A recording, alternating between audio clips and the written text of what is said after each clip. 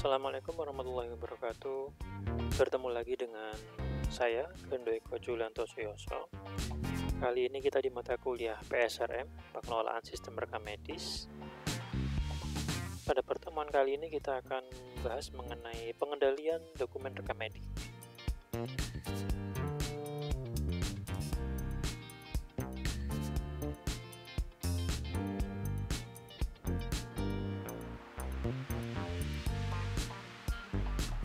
Nah, sebelum kita masuk bagaimana cara mengendalikan dokumen rekam medik, maka di awal kita harus tahu ya teman-teman, kenapa dokumen rekam medik itu butuh dikendalikan. Ya, tentu yang pertama adalah keluar masuk ya. Dokumen rekam medik itu saat dibuat pertama kali, mungkin kalau pasiennya hanya sekali dua kali gitu ya ke rumah sakit, mungkin nggak akan sering keluar masuk. Tapi kalau pasien ini udah usia yang sudah lanjut, terus kemudian dia memiliki komorbid yang lumayan gitu ya, yang mengharuskan dia sering kontrol ke rumah sakit, otomatis itu dokumen rekam medik pasti sering keluar masuk rek penyimpanan. Yang kedua adalah untuk pelayanan ya teman-teman. Ya, seperti fungsi dasarnya adalah untuk pelayanan pasien ya. Kemudian karena dokumen rekam medik itu juga nantinya akan dilengkapi oleh dokter penanggung jawab pasien ya, karena yang ngisi pasti dokter atau perawat gitu ya, sebagai rekan di pelayanan terhadap pasien secara langsung. Kemudian dokumen rekam medik juga digunakan untuk penelitian. Nah, makanya harus dikendalikan supaya tertib administrasi ya teman-teman. Berikutnya adalah, kalau harus dikendalikan berarti ada permasalahan di sana kan teman-teman. Permasalahannya apa saja ya? Pertama adalah misfile, loose sheet, bulky, special flagging, dan DRM incomplete ya. Kita ke yang pertama, misfile. Misfile ini kalau mungkin kalian cari ke beberapa referensi, banyak yang mengatakan misfile ini adalah salah letak ya. Jadi dokumen rekam medik itu ketika disimpan itu letaknya salah ya teman-teman. Nah, kalau letaknya salah otomatis ini kan kalau mau mencari kesusahan otomatis untuk memberikan pelayanan kepada pasien, atau mungkin nanti dibutuhkan penelitian atau harus dilengkapi lagi oleh dokter penanggung jawab pasien. Nah, ini akan butuh waktu yang lama ya, otomatis mempengaruhi kualitas pelayanan itu sendiri. Misfile yang pertama bisa terjadi karena transpose ya teman-teman. Transpose itu salah melihat dan mengingat posisi urutan angka dalam nomor rekam medis. Contohnya misalkan ini ya teman-teman, 12 12 24 25 gitu ya. Ketika terjadi transpose maka akan bisa jadi 212 25 24 gitu ya, atau bisa jadi juga 12 22 gitu ya, 54 atau 45. Nah, jadi urutan angkanya terbalik-balik ya teman-teman. Solusinya, dipisah menjadi pasangan digit ya teman-teman. Nanti kalau jadi ini ada hubungannya dengan penjajaran ya teman-teman ya. Nanti bisa dibuka lagi materi penjajaran. Jadi dibikin 2 digit ya, 12 24 25. Nah, kalau begini kan lebih mudah ya mengingatnya. Kemudian yang kedua, misfile bisa terjadi karena transkrip. Jadi salah membaca angka. Nah, contohnya ya teman-teman, 117171. Nah, ketika terjadi transkrip bisa jadi petugas itu membacanya satu semua karena 1 dan 7 itu mirip ya teman-teman. Solusinya adalah diperjelas tulisannya atau diberikan kode warna gitu ya. Jadi misalkan untuk awalan 11 itu warna merah atau hijau atau biru. Nah, itu tergantung dari kesepakatan yang ada di rumah sakit itu sendiri ya. Nah, ini adalah angka-angka yang sering kali bisa terbaca salah ya. 1 dan 7, 3 dan 8, 4 dan 9, atau 0 dan 6. Nah ya, misalkan 3 ini kan bisa jadi kalau kita masih menulis ya di dokumen rekam mediknya, bukan lagi cetak angkanya, bisa jadi yang menulis antar satu orang 3 itu bisa berbeda-beda ya dengan orang lainnya. Ada yang 3-nya itu bisa setengah lingkaran atau mungkin 3-nya itu hampir full bulat, terus kemudian full bulat. Nah kalau dari jauh itu kan pasti terlihat seperti angka 8. Nah begitu juga dengan angka 4 ya teman-teman. Kalau tergesa-gesa nulis angka 4 ini bisa jadi angka 9 ya terlihatnya. Nah ini misfile ya teman-teman. Kemudian loose sheet, lembar lepas ya teman-teman. Jadi ada lembaran bagian dokumen rekam medik yang baru datang, menyusul untuk diarsipkan gitu. Jadi dia itu bukan tercecer ya. Jadi kalau misalkan hasil lab ya, ternyata gini, hasil lab atau laporan tindakan, jadi dokumen rekam medik ini udah sampai ke unit rekam medis, tapi hasil labnya belum keluar sampai dengan menjelang sore ya. Nah itu disusulkan ke unit rekam medik, atau mungkin hasil labnya masih harus ditindaklanjuti lebih jauh oleh dokter di satu poli gitu. Sementara dokumennya harus segera ke unit rekam medik. Nah ini disusulkan ya. Atau mungkin laporan tindakan. Nah, laporan tindakan, kadang laporan tindakan ini juga bisa menyusul, nggak langsung datang bareng dengan dokumen rekam medisnya teman-teman. Nah solusinya bagaimana nih? Syukur-syukur kalau ID-nya jelas ya. Kalau ID-nya nggak jelas, dicek buku di register dulu teman-teman ya, diidentifikasi terlebih dahulu ID-nya. Nah kalau misalkan dokumen mediknya tidak di tempat nih ya, jadi ujung-ujung ternyata hasil laboratoriumnya udah sampai duluan ini, entah bagaimana ya, sudah sampai duluan di unit rekam medik ini. Nah caranya adalah diletakkan di outguide atau tracer dahulu ya teman-teman. Nah teman-teman pasti udah tahu tracer itu apa ya. Tracer itu adalah formulir, atau mungkin bisa bentuk yang lainnya, bisa kertas, bisa map, bisa mungkin plastik gitu ya. Nah ini ada berguna sebagai pencatatan penggunaan berkas rekam medik serta penanda lokasi berkas rekam medik yang sedang keluar. Jadi setiap berkas rekam medik itu keluar, sebelum keluar itu harus diselipkan tracer terlebih dahulu di letaknya itu. Supaya apa?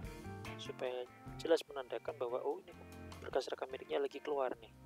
Dan besok ketika akan mengembalikan itu sudah ada tandanya, itu jadi enak ya. Oh ini tempat atau letak yang sebelumnya. Nah ini contohnya ini seperti ini. Di layar ada di sebelah kanan ya. Nah tracer ya. Tracer ini petunjuk keberadaan dokumen rekam mediknya, seperti saya jelaskan sebelumnya tadi ya. Jadi ketika dokumen rekam medik itu akan keluar ya, seyogyanya ditaruh tracer terlebih dahulu gitu ya, supaya untuk menunjukkan oh dokumen rekam medik ini sedang keluar ke poli mana, tanggal berapa gitu ya. Di tracer itu berisi nomor rekam medis, nama pasien, tanggal pengambilan, digunakan siapa, di mana, dan untuk kepentingan apa ya teman-teman. Harus jelas, harus detail gitu ya teman-teman, supaya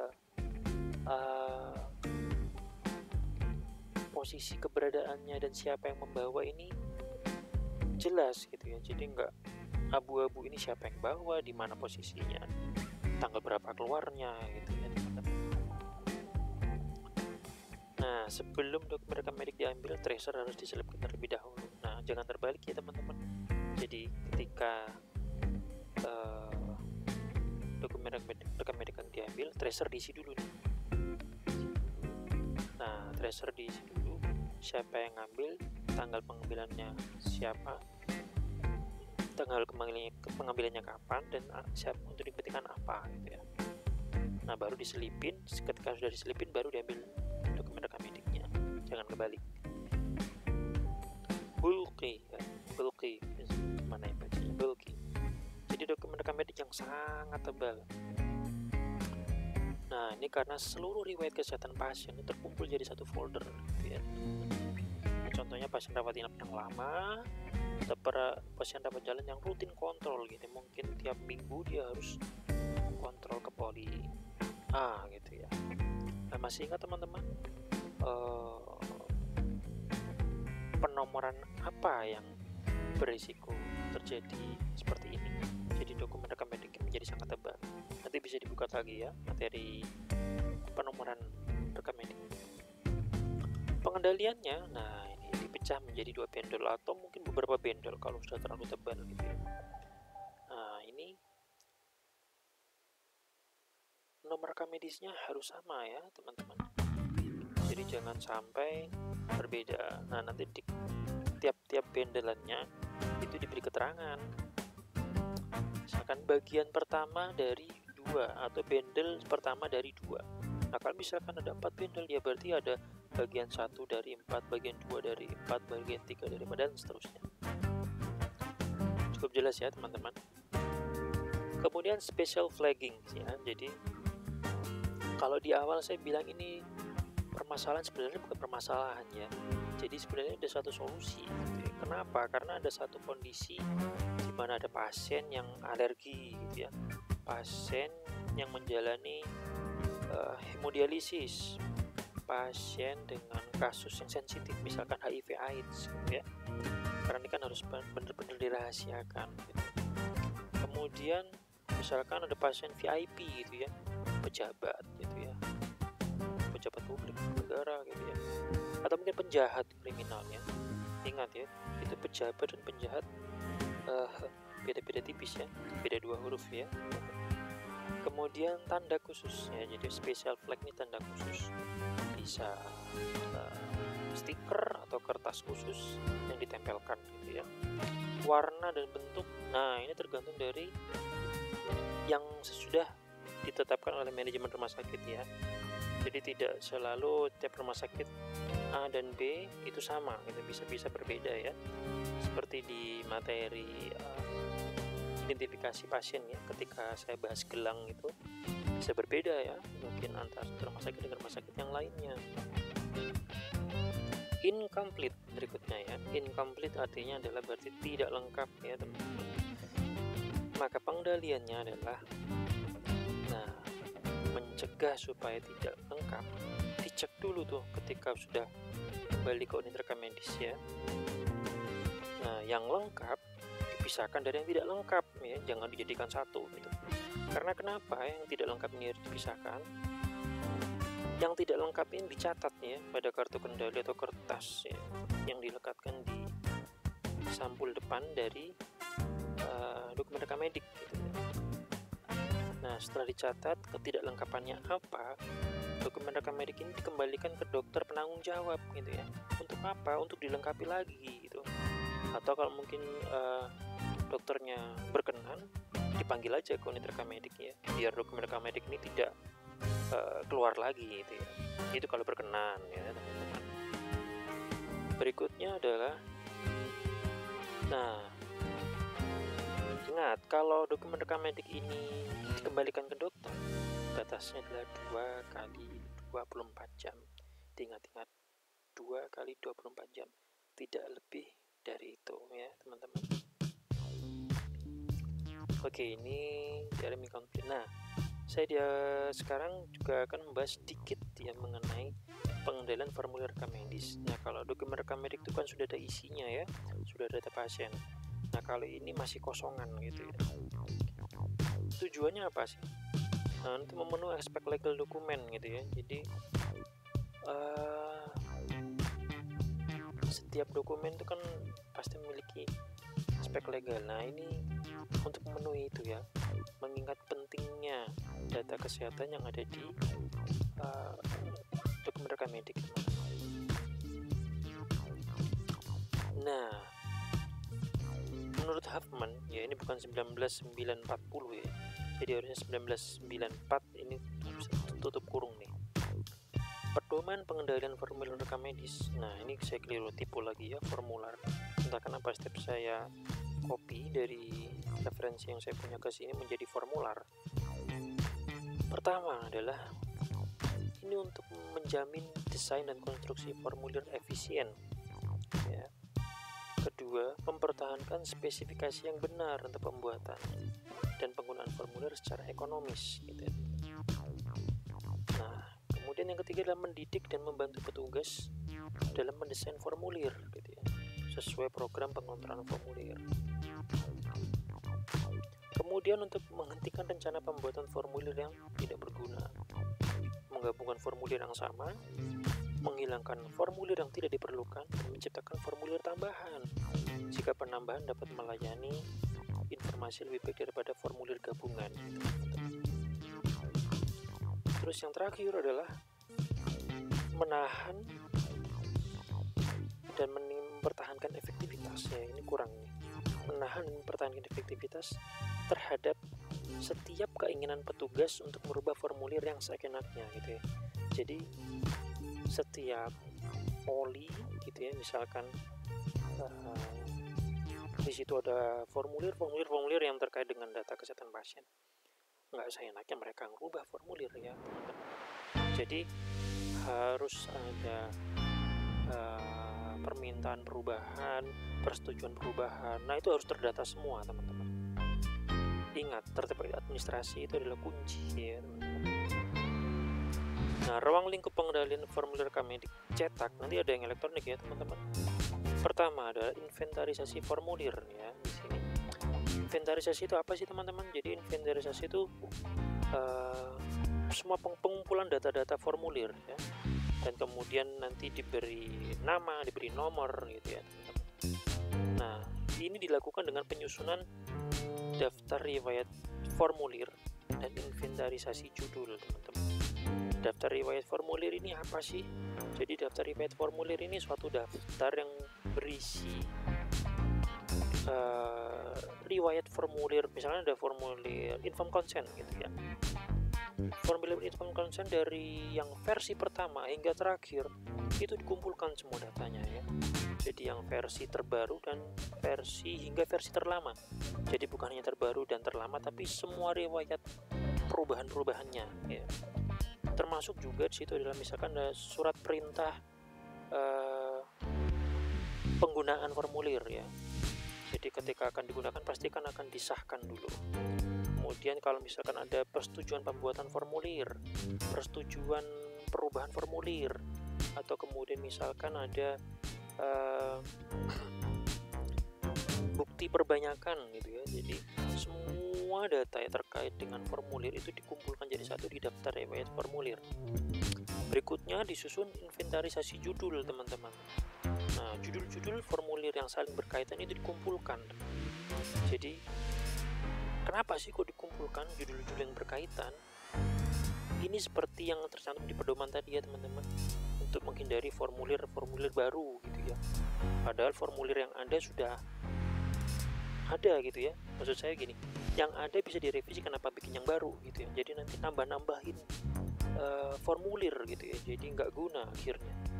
Kemudian bisa juga untuk mendeteksi formulir-formulir baru yang mungkin perlu dihilangkan, perlu dihapus. Karena apa?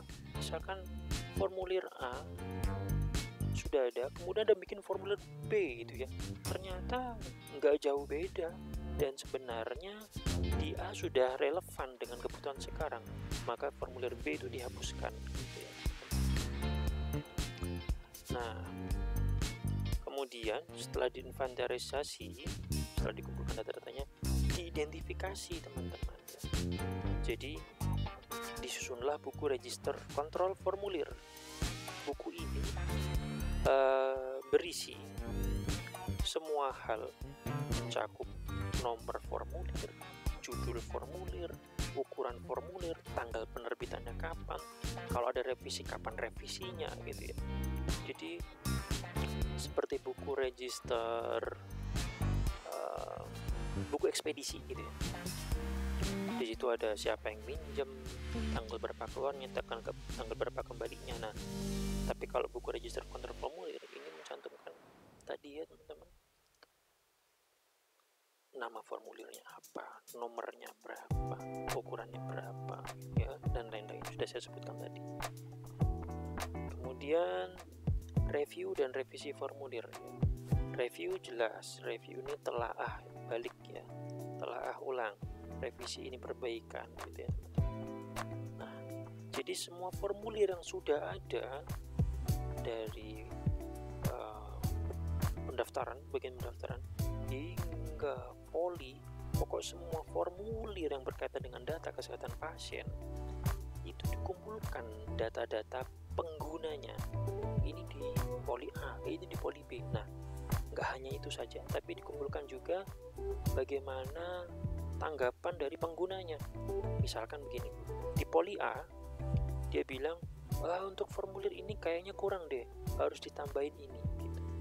Di poli B misalkan, untuk formulir yang ini rasanya sudah cukup. Nah, dari situ kalian kan bisa tahu bahwa ternyata sudah ada formulir yang sudah nggak relevan gitu ya, sudah harus butuh penambahan poin-poin penting terkait data kesehatan pasien gitu ya, karena mengikuti perkembangan zaman misalkan.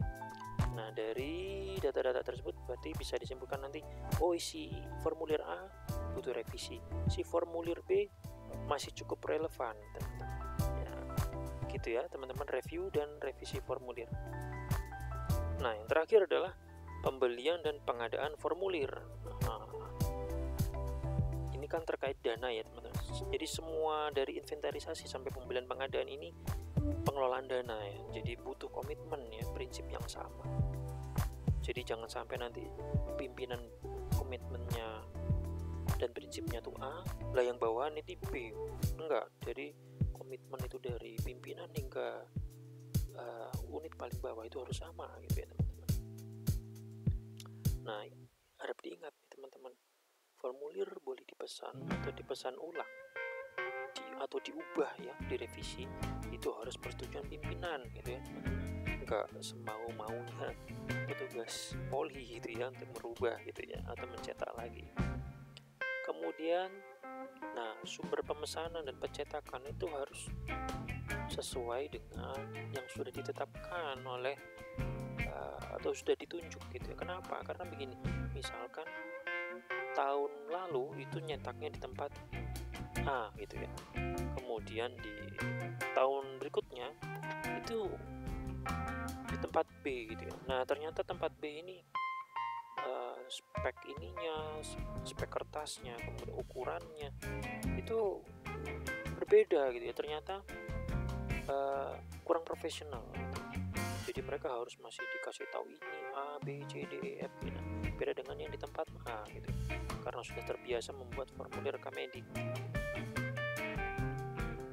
Nah, ingat, karena ini hubungannya dengan dana, berarti jumlah formulir harus disesuaikan dengan kebutuhan gitu ya.